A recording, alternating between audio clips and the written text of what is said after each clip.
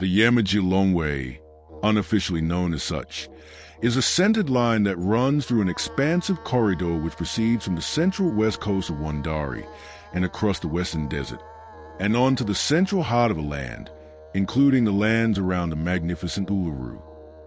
This long way was spoken of by tribal elders from the coastal tribal lands of the Nunda people, passing down the information to the next generations.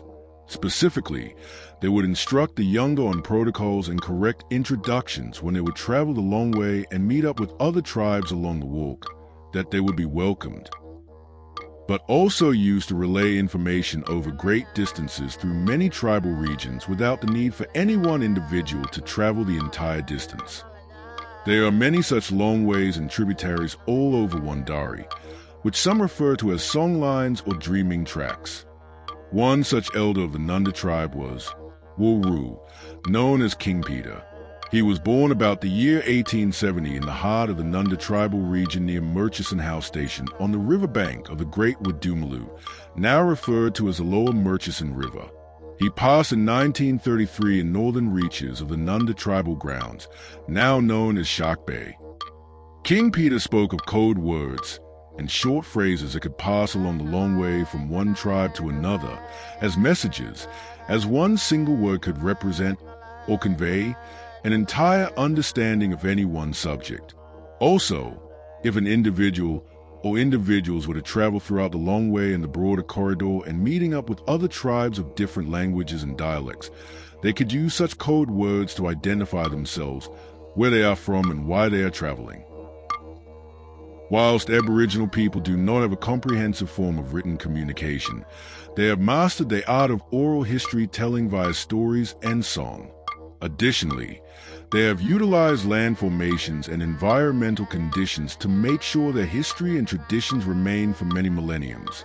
Whilst the Egyptians built the magnificent pyramids to convey a long-standing message, that message was lost within 4,000 years. But Aboriginal people used existing land formations by connecting their words to them. Thus these words and messages have survived tens of thousands of years. They had profound understanding that it was not necessary to build extravagant monuments when the land and environmental factors already had them, also confirming that the messages and stories and traditions and beliefs were more important than the ego of any one person or generation.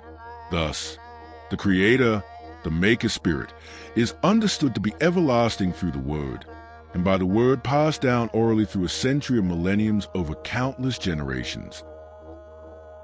The Yamatji Longway follows the land's natural waterways and waterholes, beginning or ending at the estuary of the Murchison River. As we view the distance of the Longway, we see the tribal areas and understand that dialects change within any one language until they change extensively as to become a totally different language. However, there are many common trends and words that actually survive the distance.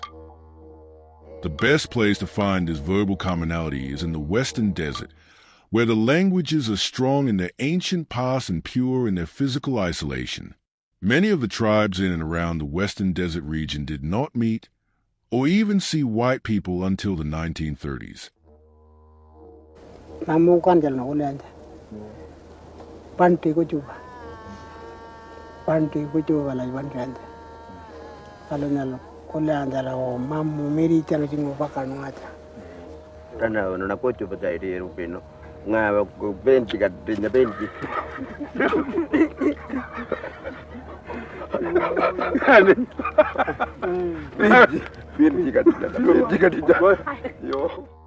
As different white people began to document customs, culture, traditions, stories, and languages of different Aboriginal tribes from the west coast of the Wandari Center, they unknowingly began to confirm the Longway. As we look over vintage publications regarding particular tribes and tribal regions, we see the connection of culture and language of same or extremely similar veracity. We can see what those white people could not see at the time due to the vastness and harshness of the land between them and others in faraway locations, but was common knowledge amongst Aboriginal people. The Yamatji, Nunda, and Wajari languages share multiple identical or similar words with matching or related definitions with the Western Desert regions. including the word Yamatji itself, meaning man or friend or associate or companion or wife. As white people began to introduce Christianity to the region, they sometimes found it easier to learn and translate and transcribe the tribal dialects rather than teach English. One primary example is, as there are no Aboriginal words for Lord or Savior or Jesus, it was sometimes substituted with the word Yamatji, as evidence in early missionary linguistic efforts documented and dictionary sources like those detailing the Western Desert vocabularies. On a related note, the earliest recorded use of the word Yamatji was in 1886, in a variation spelled Yamagee. The word appears in Edward Micklethwaite Kerr's book, The Australian Race. Its origin, languages, customs, place of landing in Australia, and the routes by which it spread itself over that continent, published in 1886. Specifically on page 378 in Volume 1, within a vocabulary list for the Yamatji peoples of the Murchison district.